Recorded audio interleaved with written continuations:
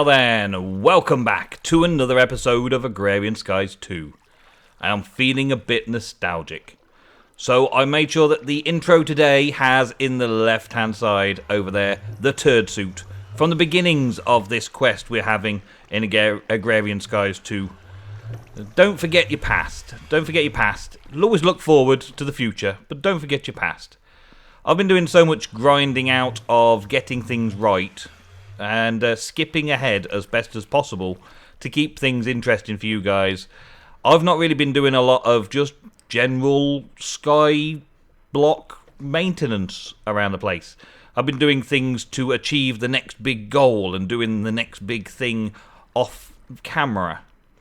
I've no exception today. I've done quite a bit to that today. As you can see, it's developed fair whack, and I've done a fair bit around the place, but little things over here just caught my eye that I've been neglecting. Like this iron supply is full in the barrels, and we've got a fair bit of other things as well sitting in barrels, and I don't really need the stuff. I mean, look at all that aluminium ore, nearly up a full 64 stacks.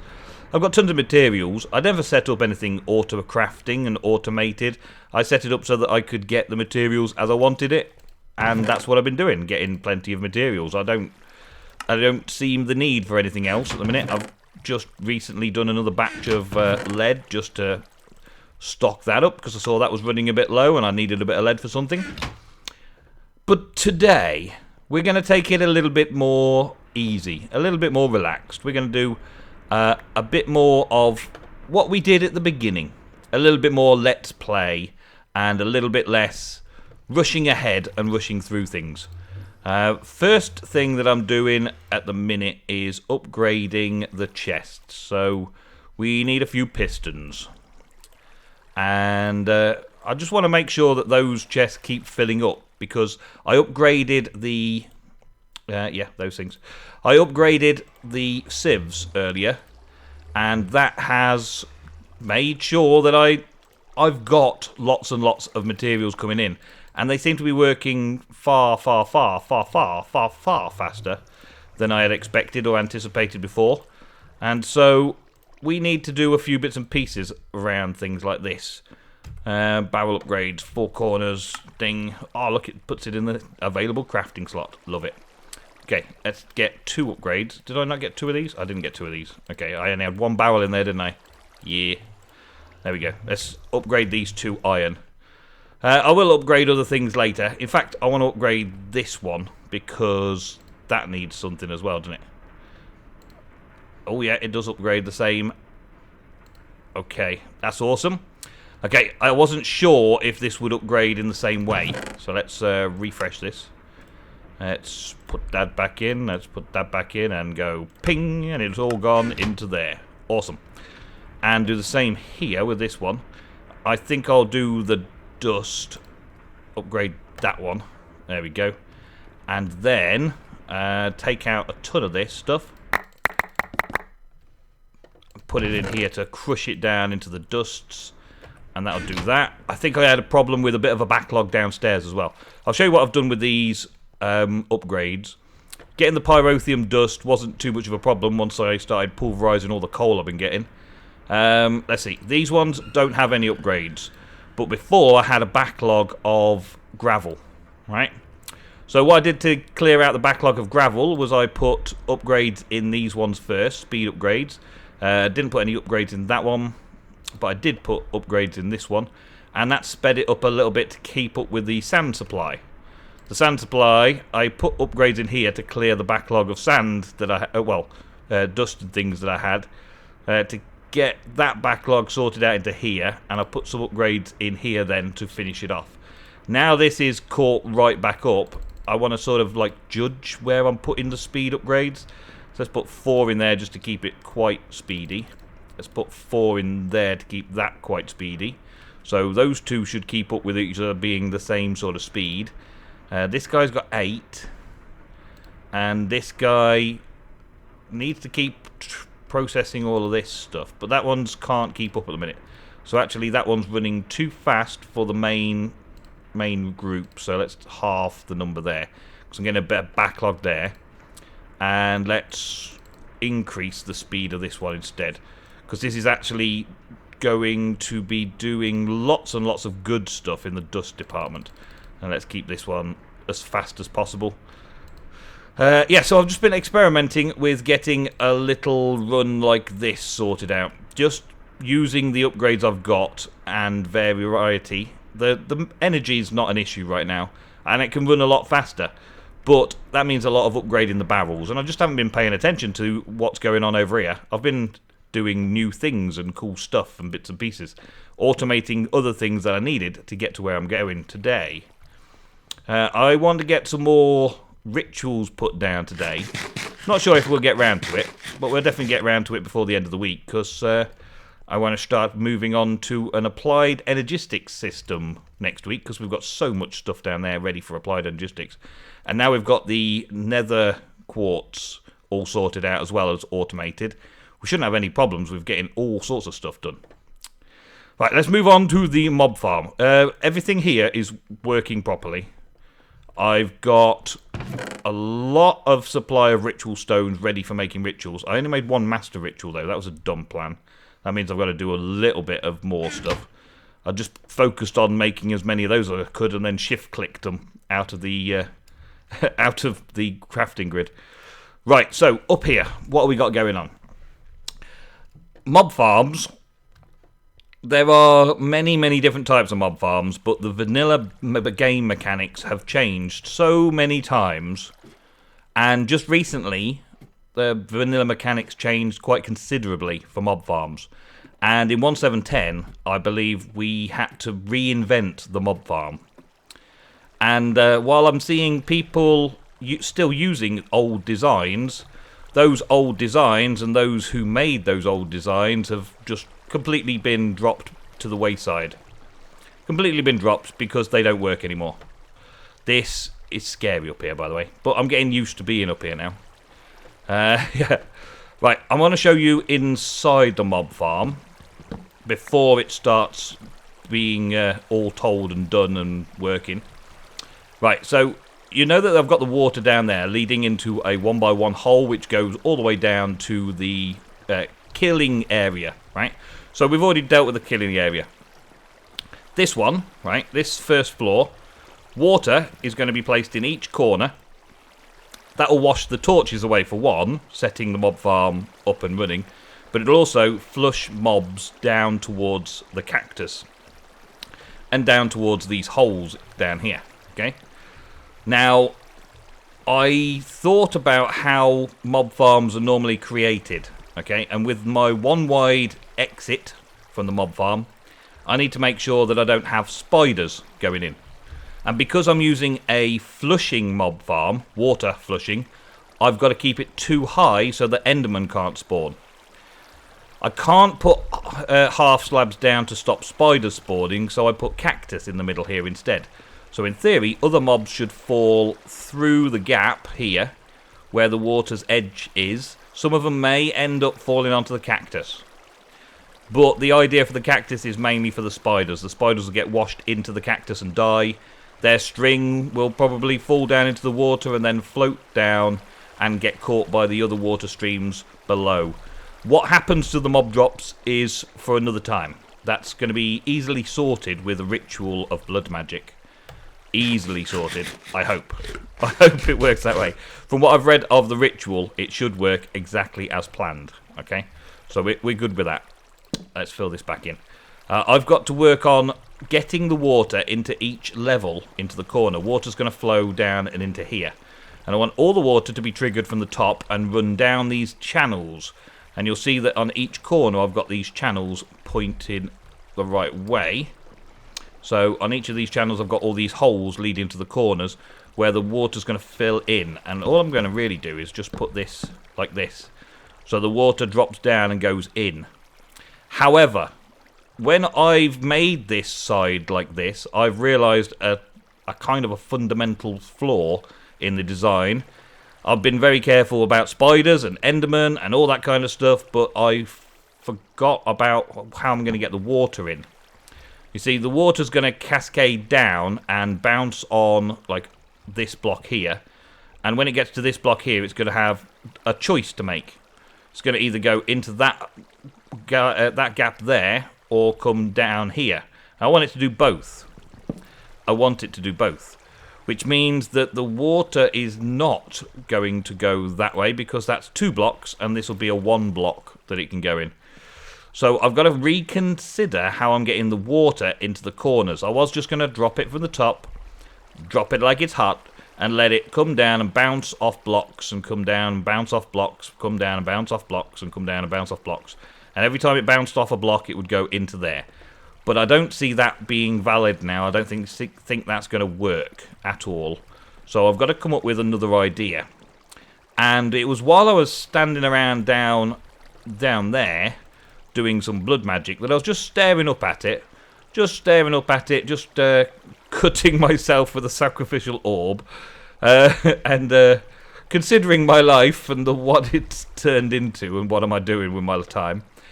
And I realised that it would look pretty boring just straight like this, just straight up like this. So I've kind of decided on an idea to take a corkscrewing water thing going round it.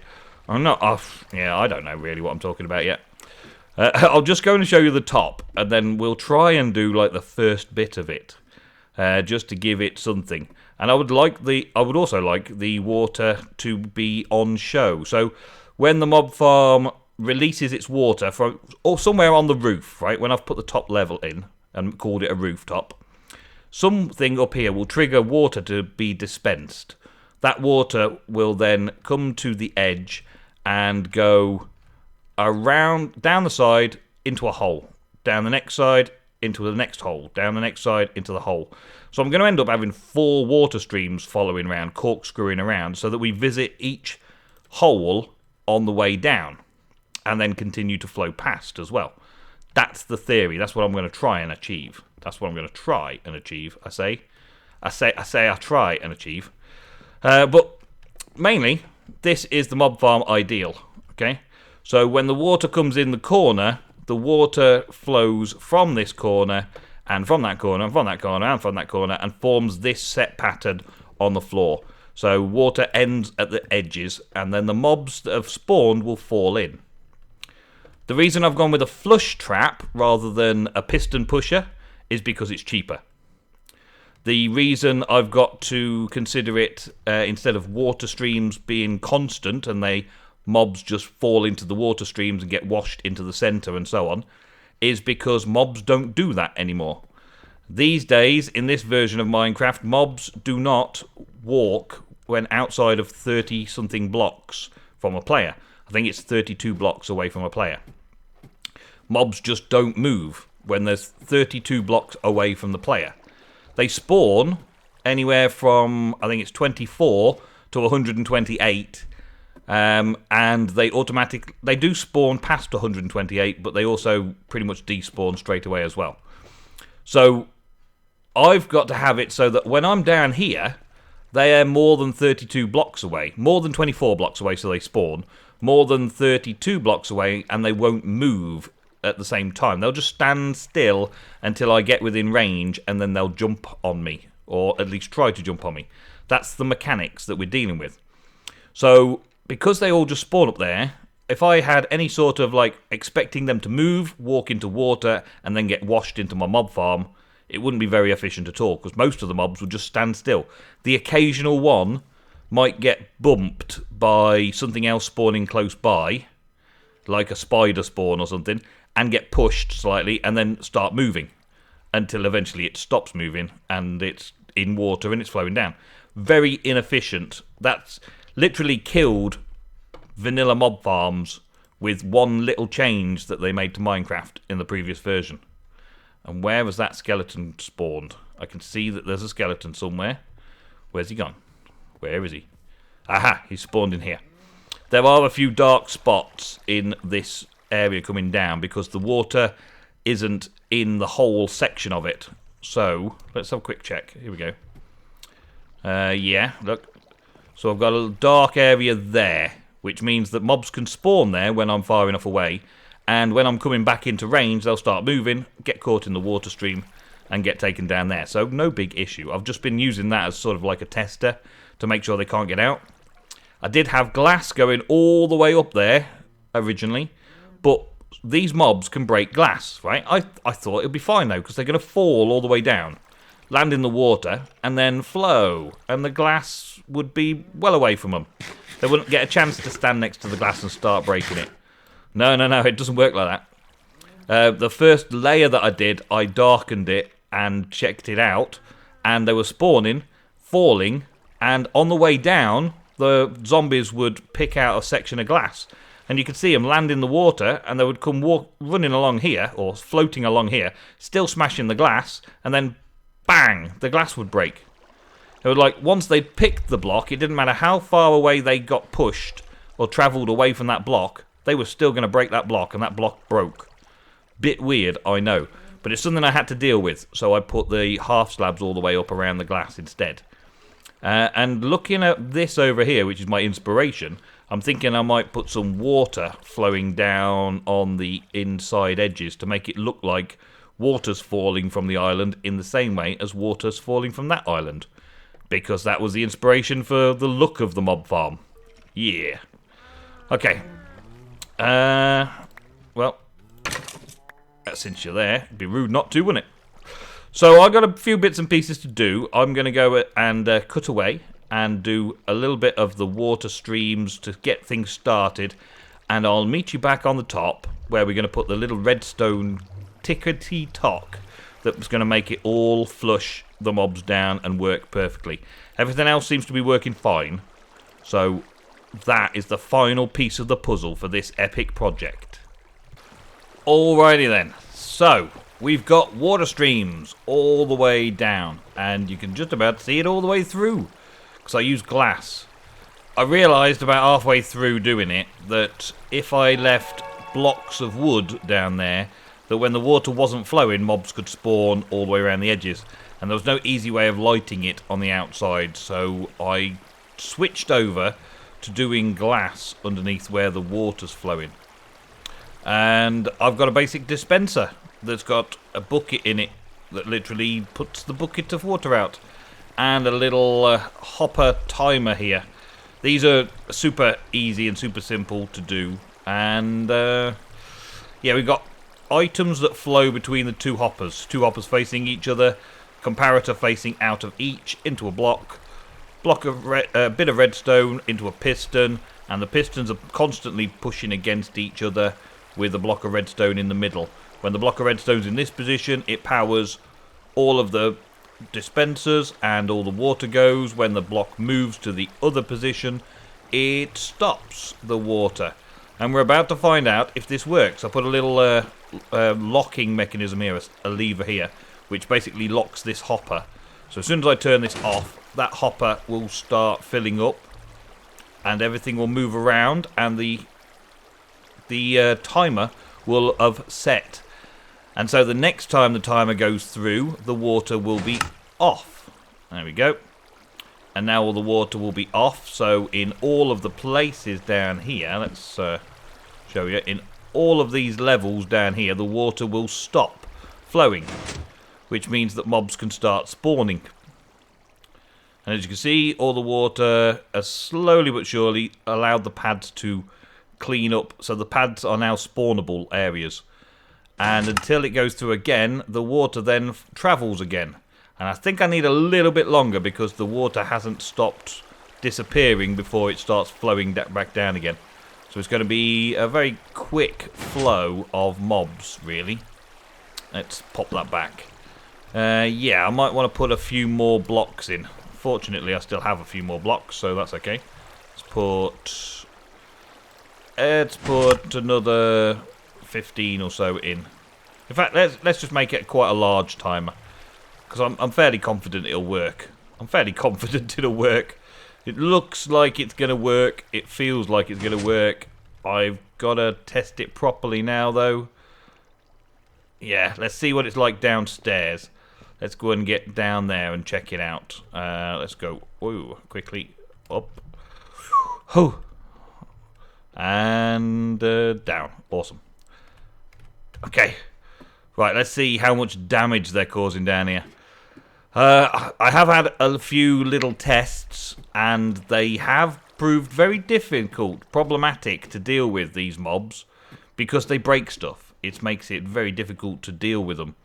And so the vanilla farms don't quite cut it, and modded farms, well, I could do a modded farm with Mine Factory Reloaded, but I wanted something that's not going to cost me anything and looks awesomely big up there. And so I should have mobs spawned in here now.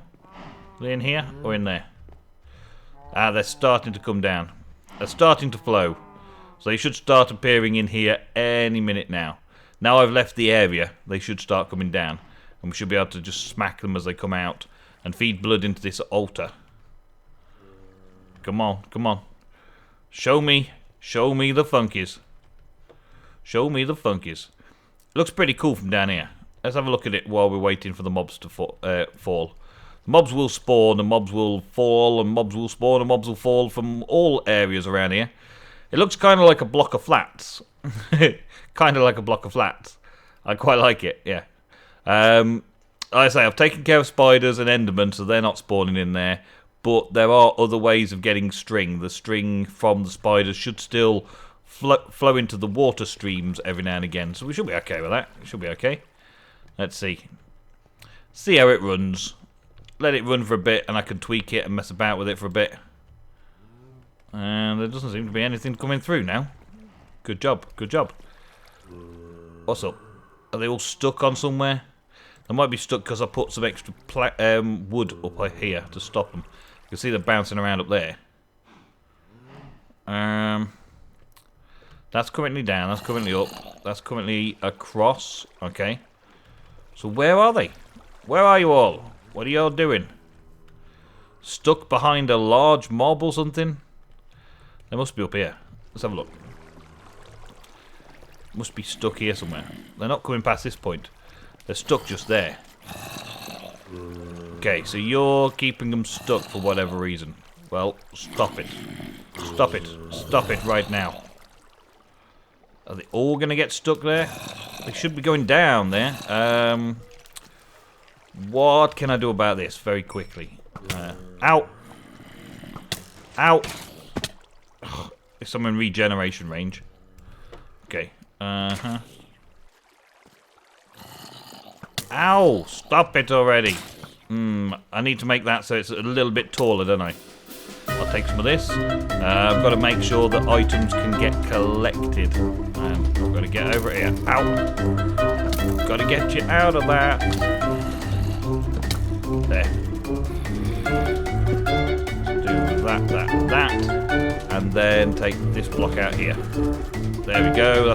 So these are all one shots, yes. So I've got to be very careful not to let the creeper get me there, haven't I? Okay, can I shoot the creeper through here? There's a lot of them. Stop jumping up. Alter off. Let's break that. Oh. Check that out. And they all go bye-bye. But what are they getting stuck on? That's what I need to know. Just die, would you? There we go. Okay, so maybe it's this block up here that I've got to sort out. Not the next one down.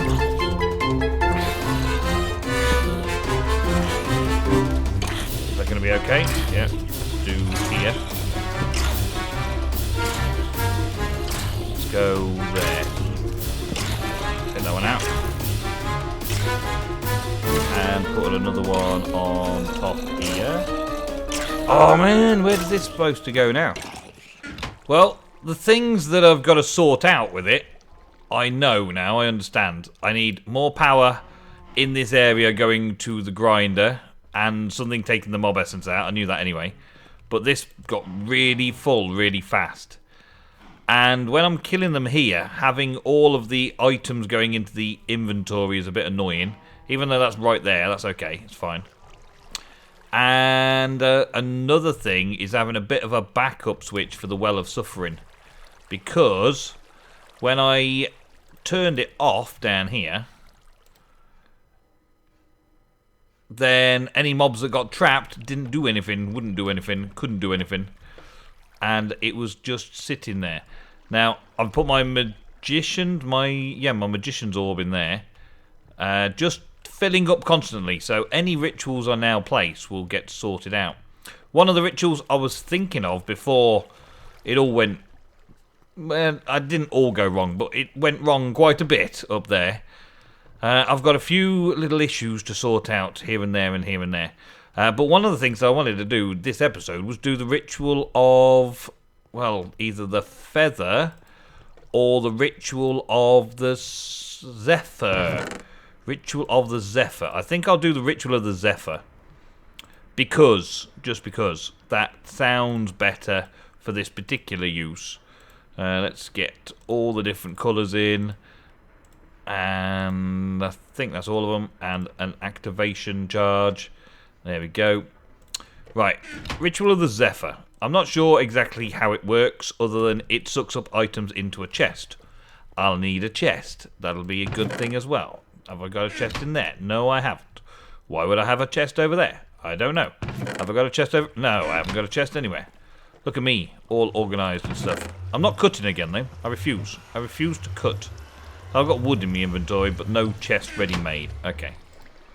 Yeah, no chest ready-made. So, got a fair bit of work still to do to that, but it's tweaking now. It's little details that I think I need to sort out. Little bits and pieces that need changing. Like, I think I saw some baby zombies running out of the little gaps that the water goes into, so they could jump up. So if I change the block that the water flows over to a fence post, then they won't be able to get out and start breaking things and messing about up there. Right, where do I want this Ritual of the Zephyr? I hear an Enderman somewhere. I want it around here because when the mobs die here, all the items just build up in there, and that's not good. And I want it kind of close to this area as well, where some mobs have been dying in there. It looks like it's finally caught up with them now. But that should be auto-killing. And I also would like it somewhere close to where that spawner is. I'm not sure on the range. I think it's about 10. So we're going to go round here, I think. Down and around about here, I'm guessing. Just somewhere in between them all and see how it works. See if it works. I'm sure it will work. First time, of course it'll work. First time. Okay, let's start by putting it up a couple of blocks. It needs to be close enough to that and close enough to that to make a difference. Let's try here and see if it works like that. Let's see if it can do it just there. And pop that there. There we go. Okay, I think I probably need to be standing on it. It's probably wise. Let's go up this way. Okay, so, thank you.